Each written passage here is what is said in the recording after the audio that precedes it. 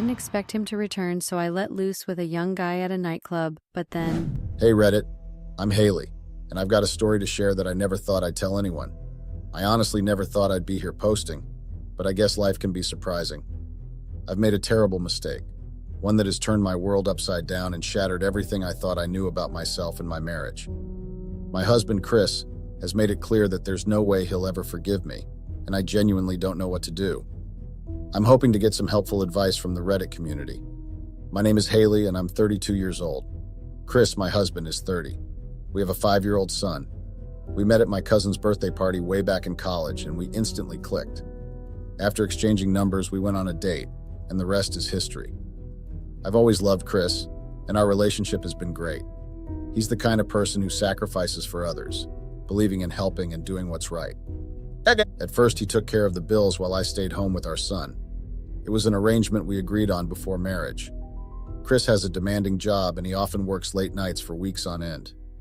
As time passed, Chris's demanding job really started to get to me, and it took a toll on us. I found myself spending more and more evenings alone, dealing with our son and the daily grind. While I understood why Chris had to work so hard, it left me feeling incredibly lonely. Our conversations became short and to the point, and I missed those deep talks and moments of laughter we used to share. Those late nights he spent at work were like lonely stretches of time. Our conversations became more about practical stuff and less about us. It felt like we were drifting apart, slowly but surely. It felt like our spark was fading, and I was desperate for some excitement, something to break the monotony. It was like I was searching for a missing piece, trying to find a way to feel alive again amidst the routine. The loneliness started to eat at me. I wanted someone to talk to, someone who understood. I'd scroll through social media, seeing others' seemingly perfect lives, and wonder where our spark had gone. Trying to fill that emptiness just made it worse. I began to question if this was all life had in store for us. Was this quiet, empty feeling the price of stability? I felt torn between wanting to talk to Chris and feeling guilty about it. I knew he took on this demanding job for us, to give us a better life. In his previous job, things were okay, and he had more time for us. But after our son was born, expenses piled up for us. Plus, I wanted a better place to live, a house I felt we could truly call home. Chris knew how much moving meant to me. He worked tirelessly, sacrificing his time and energy to secure this new job with better pay. It was a dream come true in many ways. We could afford a house and provide more for our family, but that also meant he was busier than ever. His dedication to our son, however, was amazing. It was something I admired. Chris adored our little one, and he cherished every moment with him. But I couldn't help but feel a pang of jealousy at times because I realized I wasn't getting that same level of attention. He would cancel plans to be with our son, but not for me. I wanted to talk to him about this, about how I felt sidelined in our marriage. But every time I thought about it, guilt washed over me. Chris had worked so hard for us, and here I was, wanting more. I realized I needed something to keep me occupied, even if just a little. Our son was growing up, already in kindergarten, so there wasn't as much need for me to be at home all the time. That's when I brought up the idea of getting a job to Chris. He was understandably surprised because I had never been keen on working outside before. I always enjoyed being a stay-at-home mom, aside from the loneliness that crept in. When Chris asked why I wanted to work, I didn't tell him the whole truth. I couldn't bring myself to say that it was because I felt isolated and lonely at home. Instead, I mentioned feeling a bit bored and thought it would be a good change. He was supportive, as always. Chris reassured me that I didn't need to work, and he wouldn't expect me to contribute to the bills. He insisted that he would continue covering all the expenses. He even suggested that I could use my paycheck for myself, to buy things I wanted or treat myself. His words made me genuinely happy. It meant I could keep the money I earned, a little independence in the financial aspect. It was very comforting to know that I could have a bit of financial freedom while still being taken care of by Chris. Getting a job didn't take me long. The pay wasn't extravagant, but it was decent, and the hours were manageable. What really sold me was the flexibility it offered. After a successful interview, I was given a start date, and that's how my journey in the workforce began. The first few weeks were a bit exciting, but way more exhausting. It was a new experience for me, and I'll admit I wasn't particularly fond of it at first. However, it kept me busy and distracted from my feelings of loneliness. Despite the challenges, the job's flexibility allowed me to balance my time between work, spending quality moments with my son, and managing household chores. Adjusting to this new routine wasn't easy, but I was determined to make it work. I met Tina at work, and from the start, she was incredibly friendly and welcoming. She quickly became a significant part of my life. We hit it off immediately, and we quickly bonded over our shared experiences and interests. She had this friendly and outgoing personality that drew people in, and I was no exception. In a workplace where I was still finding my footing, her warmth and helpfulness were like a lifeline. I was very grateful for her companionship, especially since I didn't have many friends. Loneliness had been a constant companion, and Tina's warmth felt like a ray of sunshine in my life. At first, I didn't notice anything off about Tina. Sure, there were moments when I sensed something wasn't quite right, but her kindness overshadowed any doubts I had. Besides, I was so starved for genuine connections that I welcomed her into my circle without hesitation. I had always struggled to make friends, even back in school. It felt like I was always on the outside. I never quite fit in with the crowds, and that loneliness followed me into adulthood. Loneliness had been a constant companion for me, even before Tina entered the picture. Growing up, I struggled to connect with others, both at school and within my own family. I wasn't particularly close to my relatives, and while they cared for me, we never had that deep bond that some families seem to effortlessly possess. As for friendships, like I've said before, they were always elusive. I never seemed to fit into any group, always feeling like an outsider looking in. This lack of connection left a void in my life, one that I tried to fill with activities and distractions but never quite succeeded. When I met Chris, everything changed. He wasn't just my husband, he was my best friend. We shared our hopes, dreams, and fears with each other, creating a strong bond built on trust and understanding. He was the one person I could rely on, the one constant in a world that often felt uncertain. But even with Chris by my side, there were moments of loneliness that crept in. His demanding job kept him away for long hours, and that meant I had to go through those quiet hours alone. It was during those times that I felt extra lonely, especially if our son wasn't home.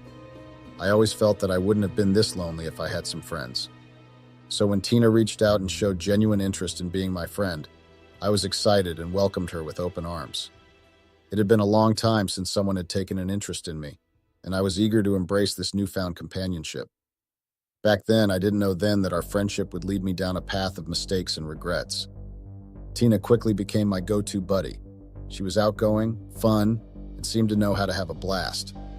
We hit it off right away, sharing stories and bonding over life's ups and downs. Honestly, I probably trusted Tina a bit too fast. She spilled her guts about everything, and I did the same about feeling lonely and kind of empty despite my job keeping me busy. That's when she started suggesting we hit the town and have some fun. She figured if I was out and about, I wouldn't dwell on Chris being away so much. I gotta admit, her words got me thinking. I've never been big on partying or going out a ton, preferring cozy nights in. But Tina made it sound like the cure for loneliness was a bustling social life. So against my usual instincts, I decided to give it a shot, not realizing the roller coaster I was about to board. Hanging out with Tina definitely changed things for me. She had this way of pushing boundaries and making me feel like I was missing out on life's wild side. At first, it was little things like encouraging me to have one more drink or dance a bit more freely at clubs. But then it escalated. Tina had this persuasive charm about her, and before I knew it, she was planting ideas in my head that I never thought I'd entertain. She started by suggesting that being intimate with others at clubs wasn't really cheating because it was just harmless fun. It sounded enticing at the time, especially with the buzz of the nightlife around us, clouding my judgment more than usual. I guess I wanted to believe her because it felt like a temporary escape from the loneliness that was eating away at me. But looking back now, I see how twisted her influence was, and how it led me down a path I never should have taken. And even though I was a little touchy-feely with people in the club, I never went all the way to sleeping with them. It usually ended with making out. That night was the first time I actually went out with someone. That night was the one that changed everything. My husband was at work as usual, and our son was away at a sleepover for his cousin's birthday. It was just me in the house, and Tina, ever the instigator, suggested we hit the club. I was hesitant at first, I wasn't really feeling it, but Tina's a very persuasive person, and before I knew it, we were at the club, drowning our thoughts in drinks. Here's where it all went downhill. You know how alcohol can mess with your head, right? Well, it did a number on mine. It clouded my judgment and made me do things I'd never imagined myself doing. I noticed a guy who caught my eye. He was good-looking and looked younger, maybe in his early 20s. I liked him, but I didn't make any moves because deep down, I knew it was wrong. Tina, however, kept whispering in my ear that it was just a harmless fling, that it didn't count as cheating because it was in the club, and that I could blame it all on being drunk. I should have ignored her, but I didn't. I made a mistake that I deeply regret. I walked up to the guy. I was very nervous. The music was blasting, so we had to lean in close just to hear each other. We talked and flirted for a bit, and I asked if he wanted to come back to my place, and to my surprise, he agreed right away. Looking back, I can't believe I did something so impulsive. I can't even comprehend what I was thinking or what drove me to make such a reckless decision. It was like I was under some sort of spell. After agreeing with the guy, I went back to Tina to let her know. I promised to fill her in on all the details the next day. She supported me, of course. I made sure she was okay to stay longer at the club before leaving with the guy. I left the club with him. He came with his car, so he had to drive and follow me. We headed to our house, and I ignored the nagging voice in my head telling me it was a terrible idea. We immediately started having sex. Any regret I had was gone to the wind. We had sex for hours all night. It was probably the alcohol that made us go on for that long. After that, we were so tired we just crawled into bed and kind of fell asleep. I wasn't really worried about anyone barging into the house, as my husband wasn't supposed to come until the afternoon or maybe late evenings. I generally don't know which, but I knew that he was not coming in the morning. As for my son, the sleepover was only the first phase of the birthday party, and the next day was the actual party. So I knew that he would not be back until the party had ended. After we were done having sex, we kind of just flopped on the bed and fell asleep shortly after that. However, I don't think we had slept for more than an hour or two when I heard the front door slam shut. When that door slammed shut, my heart skipped a beat, and panic set in like a tidal wave. I shook the guy awake, whispering urgently that he needed to leave right away. He scrambled to gather his things and dress, while I strained to hear my husband's footsteps to gauge where he was. I was surprised he didn't even call out for me, but I guess he must have assumed I was still sleeping. I practically begged the guy to hide until my husband left the house, but he surprised me by flatly refusing. He muttered something about not knowing I was married and how he wouldn't have gotten involved if he had known. It was a lame excuse considering the family photos scattered all over our home, but I hadn't mentioned my marital status in the heat of the moment. To him, I was just a one-night stand, nothing more. I couldn't risk my husband walking in on me naked. I hurriedly threw on some clothes, and the guy made his way downstairs. Just then, fate decided to play its hand, and my husband and the guy crossed paths on the stairs, the guy going downstairs and my husband coming up. There was a tense moment where apologies were hastily exchanged, the guy explaining he had no clue I was married, and my husband visibly shocked and upset. In the end, the guy left in a hurry. He sounded so awkward and regretful. I stepped out to face my husband. I'd started crying at this point. I knew there was no easy way out of this mess. I'd been caught red-handed. I began with the classic "I was drunk" defense, hoping against hope that it would somehow soften the blow. But Chris wasn't having any of it. He was disappointed and was still in disbelief. He told me in no uncertain terms that alcohol was no excuse for betrayal. His words cut through me like a knife. He reminded me that we had been together for years, and he knew me well enough to know that I wasn't the type to lose control when drinking. My attempt to blame it on being drunk fell flat in the face of his logic. Desperate to shift the blame, I mentioned Tina and I lied that she had forced and dared me to do it. But Chris wasn't buying that either. He called it out as a feeble attempt to deflect responsibility. He told me that I was a grown woman capable of making my own decisions. He said that I wasn't some 5-year-old and that I was definitely not brainless. He pointed out that I should have known better, that I should have thought before acting on someone else's dare, and that trying to shift the blame was even worse. He made it clear that forgiveness was off the table, that this breach of trust was unforgivable. The final blow came when he declared that our marriage was over. That was when I realized that there was no turning back. I begged and pleaded, but he was adamant. He wanted me out of the house before our son returned. He didn't want him to meet us arguing, and he said he would find something to tell him. I bawled my eyes out, begging and pleading like my life depended on it. But he was stone cold. He told me bluntly that it was over. He wasn't going to leave the house he had struggled to buy, so I had to be the one to go. He said my constant begging was only making things worse, and that he needed time away from me to think. He said that no amount of pleading or trying to reason with him would make a dent in his decision. After a few minutes of back and forth, I finally gave in and agreed to leave. I initially wanted to grab just the essentials, but he insisted I take everything. He made it clear that he had worked damn hard to provide for us, and my betrayal had wrecked everything we had built. I tried to make deals, promising to quit my job, be a full-time mom again, always share my whereabouts, cook every night, and even give up my phone and do whatever else it took to rebuild trust. But it was like talking to a brick wall. He was done with my excuses and apologies. With a heavy heart and a load of tears, I packed my stuff and walked out. It hit me hard that my actions had torn apart our marriage and the life we built together, and no amount of begging or deals could fix it. It was a tough pill to swallow, leaving our home knowing I'd wrecked everything. I found myself in a real mess, scrambling for a place to crash. First, I called up Tina, thinking she'd have my back. But boy, was I wrong. She not only turned me down, but also made me feel like it was all my fault. It hurt me a lot that someone I thought was a friend could ditch me like that, and then blame me for everything and wash her hands of any responsibility. Next, I tried my family, hoping for some warmth, but they all had excuses. No space here, too crowded there. It was like hitting a brick wall at every turn. Feeling abandoned by them stung. I know we haven't always been on good terms, but they were my own flesh and blood. I thought about my in-laws, but quickly scrapped and dropped that idea. They'd dig into why I needed shelter, and my whole mess would spill out, leading to another eviction. So there I was, checking into a motel. I had nowhere to go. I felt like reaching out to my old friends was awkward after being out of touch for ages. For the rest of that day, I poured my heart into calls and texts to my husband, begging for a response, but silence was all I got in return. Reddit, I'm at my wit's end here. Any advice or support would mean the world to me right now. Update.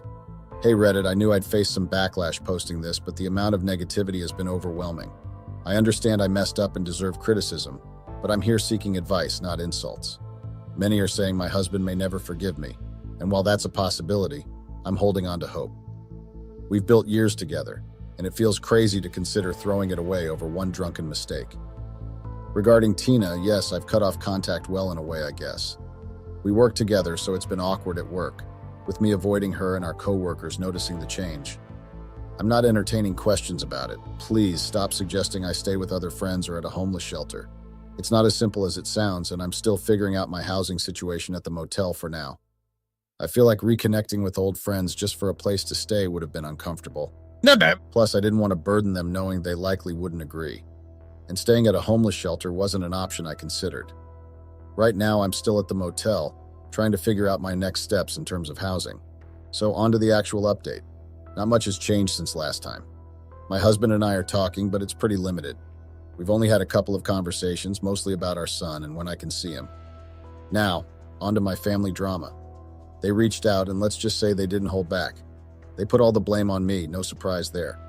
They said they'd take me in if they could, but they made it clear they thought I messed up big time.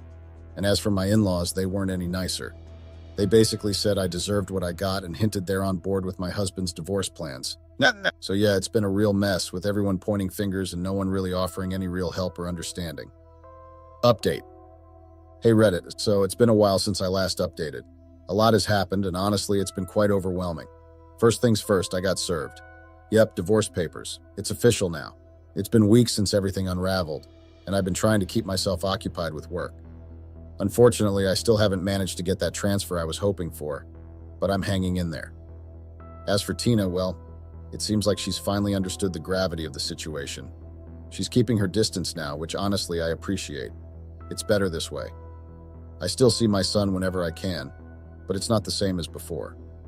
On the family front, there hasn't been much communication after that initial confrontation. It's like they've washed their hands of the whole situation and have left me to deal with the aftermath on my own. I've had some time to reflect on everything, and I've come to accept that this chapter of my life has reached its end. Forgiveness seems like a distant dream now, and that's something I've had to make peace with. It's not easy, but I'm taking it one day at a time. Update. Hey Reddit, it's been quite some time since I last checked in here, and honestly, I never thought I'd be updating this thread again. After the overwhelming negativity I faced, I sort of retreated and tried to focus on picking up the pieces of my life. But I feel like I owe you all one final update, so here it goes. The divorce has been finalized. It was a relatively standard procedure as far as divorces go. We didn't have much to divide between us. The cars were in his name, and he was the one handling the payments all along. Similarly, the house was also in his name. That was a decision his parents pushed for back then. So I guess that worked out well for him. I started questioning if my ex-husband truly loved me because he never put anything in my name, not even the cars. I did receive some alimony, probably because I had been a stay-at-home mom for a significant period. The amount was decent and helped me get by for a few weeks, which I'm grateful for. In terms of custody, my ex-husband got custody of our son. He was ecstatic about it, and I could see how much it meant to him. It was tough for me, and I shed a few tears over it, but I know that my son has always had a strong bond with his father. This marks the end of a chapter for me. I'm sad about how things turned out, but I'm also ready to move forward. As for Reddit, I've grown to dislike this platform due to the overwhelming negativity I faced. I might even delete this account eventually. However, I wanted to express my gratitude for the solid advice I did receive amidst all the negativity. Thank you, Reddit. Fairy tales. Growing up as a kid, I always loved fairy tales. I hoped that I would one day meet a prince that would sweep me off my feet and take care of all the bills and everything so I wouldn't have to lift a finger. That came true for me. I had such a good life, and I messed it up because I wanted a few minutes of fun. I cheated on someone who cared about me so much and tried so hard for me. I know you're probably going to be wondering what I'm rambling about, so I apologize. I'm going to start from the beginning so you understand me. I cheated on my husband with his bodyguard, and of course, karma came back for me. My husband absolutely destroyed me in court, and I got nothing. Now I'm back to square one. I fought so hard to leave the slums, and I honestly cannot believe that I am back here again, struggling and living from hand to mouth and surviving on food stamps. My name is Melissa, and I am a 29-year-old woman. I was married to Justin, a 29-year-old man. We live in the U.S., and we were married for about a year.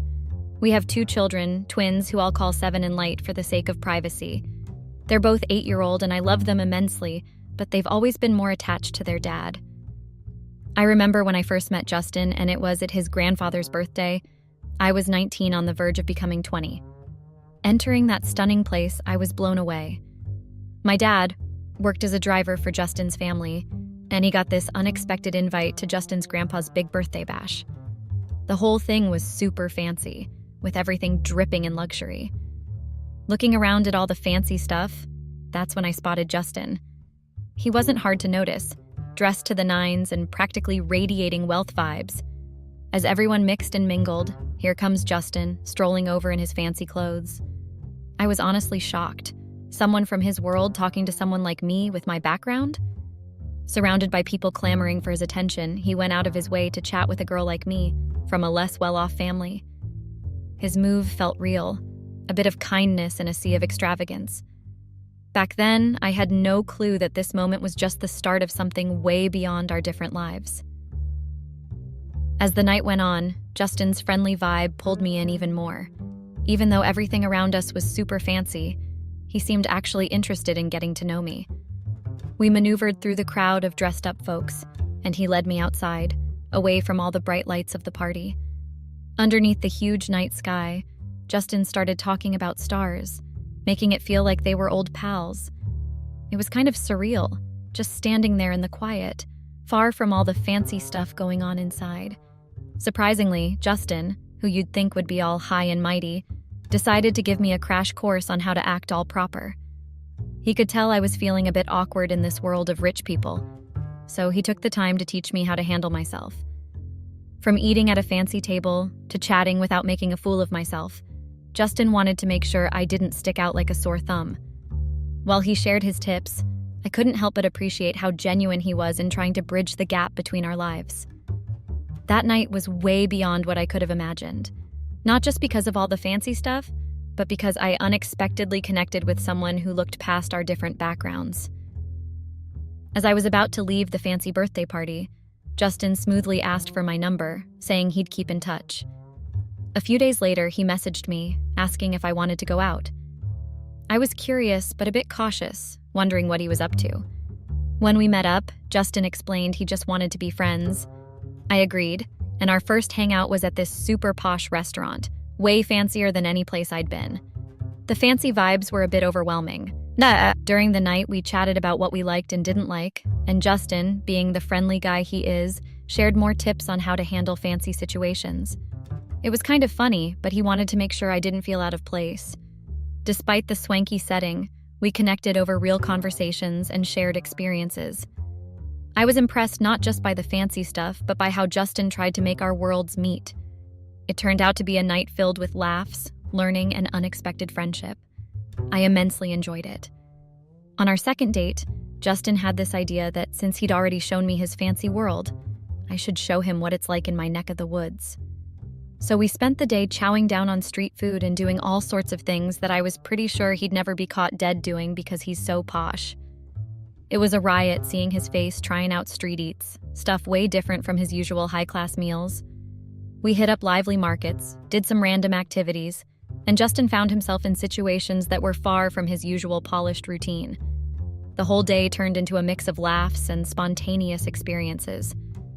One highlight was me teaching him how to skate. Picture this fancy guy wobbling around, determined to get the hang of it. Hilarious and kinda cute, to be honest. It felt like we were breaking out of our usual routines, finding joy in the simple stuff. By the end of our day, we'd shared a bunch of laughs and got to understand each other a bit more. Our journey from that fancy party to officially dating happened crazy fast. Like, seriously wild. A guy from the rich side and a girl from the not-so-rich side getting together? Who saw that coming? But love does this funny thing where it doesn't care about backgrounds. And that's exactly what happened with Justin and me. Sure, his parents weren't thrilled about us being a thing. Our different backgrounds didn't sit right with them, given their high-class status. But despite their concerns, there wasn't much they could do to change the fact that Justin loved me, and I loved him right back. Our relationship turned into a roller coaster of emotions, from the excitement of being with someone so different to dealing with the challenges of our totally opposite worlds. Even though Justin's parents weren't exactly on board, our connection was real and strong. It wasn't about money or where we came from. It was about two people who genuinely cared for each other, ready to face the complications that came with our different backgrounds. Less than a year into our relationship, Justin and I found ourselves facing an unexpected twist. I was pregnant. It hit us like a ton of bricks, and the whole situation felt surreal. I was overwhelmed with a mix of emotions, feeling a bit crazy and not knowing what to do. One day I just broke down. I was scared and had this nagging fear that Justin might bail on me. But he didn't. Picture this, me in tears in the bathroom, and Justin walks in, genuinely concerned. When he found out it was because I discovered I was pregnant, he didn't freak out. Instead, he laughed a little, gave me some words of encouragement, and reassured me that we'd face it together. In that vulnerable moment, Justin's support became a lifeline. We were scared, no doubt about it. Becoming first-time parents is no joke, but the fear didn't matter because we were in it together. Justin, driven by his own experiences of emotional absence from his parents, wanted to break that cycle. He was determined to be there for our kids in ways his parents hadn't been for him. Of course, when his parents found out about the pregnancy, they weren't exactly thrilled. They accused me of trapping Justin, but he didn't let their negativity get to him. When our twins, Seven and Light, finally arrived, it was a mix of joy and chaos. Early parenthood hit us hard sleepless nights, non-stop diaper changes, and a constant juggling act. But holding our little ones made it all worthwhile. Let's be real, keeping up with two tiny humans wasn't a walk in the park. Thankfully, Justin's parents stepped in to help. Despite their initial hesitations about me, they couldn't resist falling for their grandkids. Their support became a lifeline during those exhausting days when coffee was our best friend. It wasn't all rainbows and butterflies. Parenting brought its own set of challenges, and trying to figure it all out with limited sleep was tough. But having Justin's parents around, ready to lend a hand and share their know-how, made a world of difference. As Seven and Light grew, Justin's parents stayed involved, becoming a big part of their lives. Despite the rocky start, the love they had for their grandkids helped us a lot. Jump ahead a few years, and the twins were growing up fast, almost hitting 6. I was getting closer to 28, same as Justin. Life had changed a lot since those early days. Justin had been a rock star partner and dad. He didn't just lift me out of the tough times, he took care of everything. Bills, responsibilities, you name it. Even though I had a solid education, I hadn't jumped into a job. Instead, I embraced being a full-time mom while Justin held down the fort. Getting used to the perks of a comfortable life took some time, but Justin's support made the whole transition smoother. I went from struggling to pay the bills to having some room to breathe. Justin must have decided that it was finally time to pop the question, because he took me out of a picnic and proposed to me. I was ecstatic and happy, even though I loved marriages. I had never really pushed for Justin to pop the question because I knew it was something that took time. Justin and I were all in for planning our wedding, and the kids, 7 and Light, were over the moon about it. Their excitement added a special touch to the whole process. But not gonna lie, things got a bit tricky with Justin's parents. Despite the years gone by, they still held a grudge. They weren't exactly thrilled about me, calling me a gold digger and all that. When they heard about our wedding plans, they were pretty mad. Eventually, though, they simmered down a bit. Maybe the sight of us as a family helped. My parents, on the other hand, were all for it. They liked Justin, saw the love we had, and were totally on board. Their support made the wedding planning way smoother. At first, Justin and I imagined a simple wedding, low-key and cozy. But his parents had different ideas. Being all about status, they insisted on something big. So we landed on a compromise, a destination wedding. Planning that shindig was a whole adventure. We had to find a spot that pleased Justin's parents, but still felt right for us. The venue, the guest list, and all those cultural bits needed careful thought. When it came to our bachelor and bachelorette parties, we were on the same page. Separate parties, no craziness. We'd seen some friends go all out on their last night of freedom, and we wanted to keep it in check. Justin's party had the kids around, so no wild stuff there. He's a loyal guy, and the idea of risking our relationship for a night of chaos didn't sit well with him. Plus, with 7 and Light in the mix, he knew they'd spill the beans on anything off-kilter. For my bachelorette party, things took a different turn. Since we didn't have daughters and Justin was a bit protective, he suggested taking his male bodyguard along. At first, I thought it was a bit odd and checked in with the bridesmaids. But since our plan was more about girly fun and far from anything wild, we figured it'd be fine, or so we thought. So there we were with Marco, Justin's tall and good-looking bodyguard, who, despite looking like a model, was known for being more than just eye candy. He could handle his security gig like a pro. We kicked off my bachelorette's party early in the day. We started with the usual stuff: spa time, a bit of shopping, just some regular girl fun. It was a great day, with a few drinks thrown into the mix. But as the night rolled in, the girls and I, carried away by the idea that it was our last night of freedom, thought, why not spice things up a bit? Yeah, looking back, I can admit it was a bit of a silly move. But in the moment, excitement and a couple of drinks got the better of me. Now I had this weird belief that promising not to cheat on Justin was some sort of magical shield against doing anything foolish. So, in this slightly tipsy state, the girls and I cooked up a plan to hit a strip club. The catch? We couldn't ditch Marco, our ever-watchful bodyguard. So, in a playful moment, we made him swear to keep our little adventure a secret from Justin. Marco, finding it amusing, went along with it and promised to zip his lips. Off we went to the strip club, chasing a bit of spontaneity on what was supposed to be a night celebrating the upcoming wedding. In the middle of the strip club fun, we decided to amp it up and booked a private room. We kicked off keeping things chill, just soaking in the vibe. But as the drinks kept coming, we all started letting loose. In the midst of the party, I couldn't help but notice Marco more. He was looking extra handsome, and this sneaky thought crossed my mind. Would he spill the beans to Justin if something went down? At first, I tried to shake off those thoughts, blaming it on the booze messing with my head. But as the night rolled on and the alcohol took over, those reservations faded away. In the heat of the moment, I found myself kissing Marco. It was a slip, a decision I'd later regret, but in the haze of the night, I suggested we continue later, acknowledging that I'd crossed a line. After the strip club adventure, we headed back to the hotel. The reality of what happened hit me, and my earlier promises felt like a distant memory. Back in the hotel room, things took another unexpected turn. Marco sneaked in, and lines that should have stayed put got crossed. What followed was an intimate encounter, a result of choices made under the influence and the thrill of the moment. The morning after that crazy night, I was hit with a huge wave of horror. The truth smacked me. I'd messed up big time, cheated on Justin, and broken his trust. The guilt weighed on me, and I was drowning in questions. What was I going to do? How could I face Justin, the guy I was about to marry? At first, I freaked out about Justin finding out. I figured my friends were just as hammered as me and probably wouldn't remember much. Plus, Justin didn't really like my friends, so I was banking on him not taking their word for anything. In a twisted way, I tried convincing myself that the messed up details of that night would fade away in a boozy blur. Oddly enough, Marco, not as bothered as I was, started spinning this story that it wasn't entirely our fault. He downplayed the whole mess, blaming it on the mix of booze and spontaneity. Call it stupidity or whatever.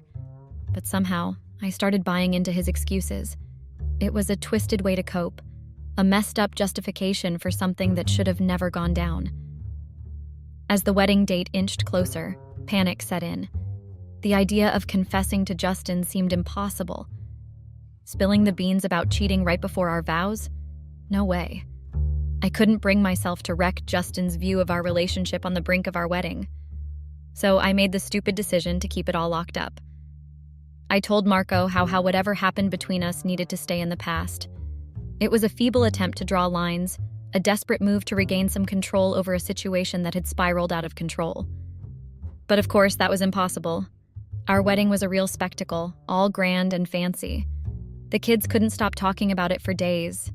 It was a happy time, and the memories stuck with us, creating this warm glow around our new family. In the midst of all this, Marco somehow convinced me to keep our secret thing going, promising that Justin would never catch on. I knew it was a dumb move, but I went along with it. Looking back, I can't believe what I was thinking. A few months into our marriage, Marco and I started this affair. After our honeymoon, we slipped into this routine of deceit. The kids loved every bit of the honeymoon, as said it was their second favorite after the wedding. Behind the scenes, though, I was caught up in a mess of lies. I began making up stories to fool Justin. I'd come up with scenarios that supposedly required Marco as a bodyguard, all while secretly heading to hotels under the pretense of needing security when, in reality, it was for some secretive rendezvous. The whole charade went on for months, creating a complex web of lies that was tearing at the seams of our marriage. The guilt and inner struggle got worse each day.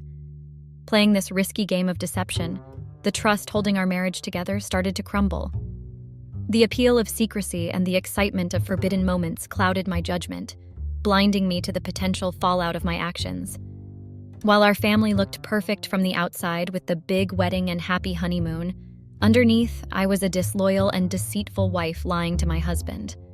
The stark difference between the public image and our private reality created a confusing conflict that I had a hard time making sense of. Life can be unpredictable, you know? That saying about things coming to an end eventually and karma hitting back hard?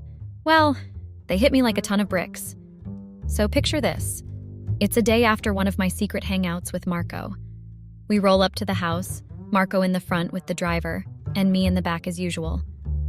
We park, and as I'm about to head inside, a message from Justin pops up on my phone. I open it, and it's a video. I don't play it. Instead, I think I'll just ask Justin about it since we're both home. But here's the crazy part. The moment we step out of the car, bam, Marco gets arrested. Turns out he's slapped with theft charges. I'm standing there in shock because I know Marco wouldn't steal anything. It has to be a setup, but I'm clueless about who would pull such a stunt. The cops fill me in, explaining that some diamonds disappeared from our place, and when they searched Marco's stuff, there they were, carefully hidden. I'm flabbergasted, and there's nothing I can do. The police haul Marco away, but before he goes, I promise him I'll get him a lawyer. Now, here's where it got worse. I'm pretty sure Justin's pulling the strings behind this because he's the only one with enough authority in the house to do that. So I march inside to confront him and get some answers. So, after Marco gets hauled off by the police, I head into the house feeling a mix of shock and confusion. Why on earth would Justin go after Marco like that? I know Marco isn't the stealing type, so there has to be some hidden motive in Justin's move. Justin, my usually sweet and kind husband, is also capable of being remarkably ruthless. Imagine me wandering through the house, noticing that the kids are nowhere to be found. I go on a little hunt for Justin and eventually stumble upon him in the study. I inquire about the kids, and he calmly informs me they're at his parents' place, which isn't unusual. The kids often spend time there. He then asks me if I watched the video he sent, and I admit I haven't. I proceed to question him about why he decided to have Marco arrested. In a departure from his usual straightforwardness, Justin suggests that I watch the video for answers. It catches me off guard because Justin isn't typically cryptic or mysterious. Intrigued and somewhat apprehensive, I pull out my phone to check out the video. As I nervously opened my phone to watch the video, I tapped on it, feeling a mix of curiosity and dread. The video starts off a bit dark, but then it becomes clear, revealing a scene that hits me like a ton of bricks. Me kissing Marco from that messed up night at the strip club. I was shocked, lost for words, trying to wrap my head around how Justin got his hands on this video and what exactly he knows. Questions flooded my mind. Where did Justin find this video, and what's the extent of his knowledge? In the midst of my shock, I was frantically brainstorming ways to fix the mess in my marriage.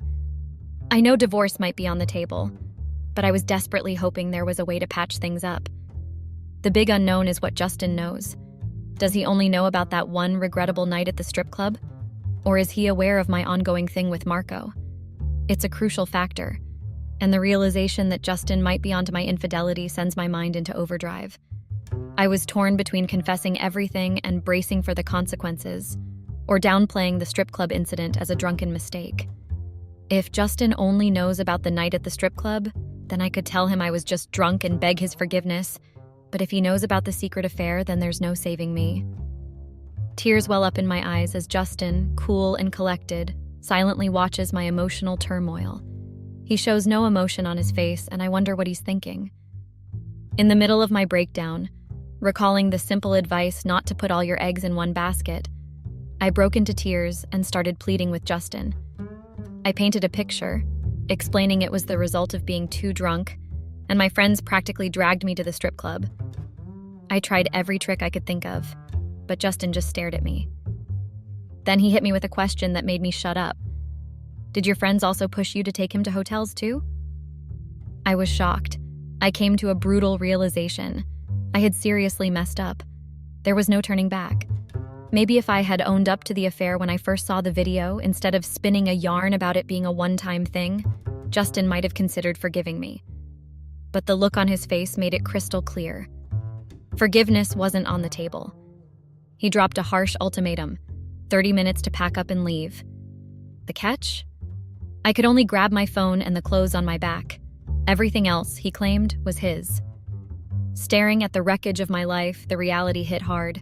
I depended on him for everything.